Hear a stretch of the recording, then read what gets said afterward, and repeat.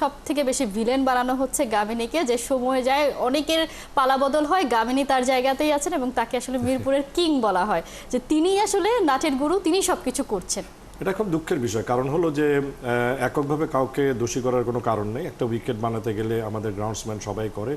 আমি অতীতেও বলেছি যে আমাদের গ্রাউন্ডসম্যানরা যেভাবে কাজ করে এটাকে পুরস্কৃত করা উচিত। কারণ আপনারা জেনে থাকবেন যে মিরপুর স্টেডিয়ামে সবচেয়ে ফাস্টেস্ট 100 ওডিআই খেলা হয়েছে। বিশ্বের যে কোনো মাঠে আপনি যদি খেলতে যান, বছরে 60 থেকে 65 দিন খেলা হয়, কোনো কোনো মাঠে 40-45 দিন খেলা হয়।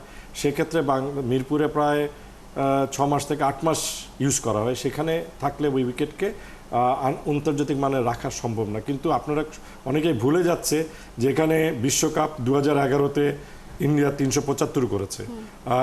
আমরা এশিয়া কাপ খেলেছি 50 ওভার, যেখানে আমরা 300 রান চেজ করেছি।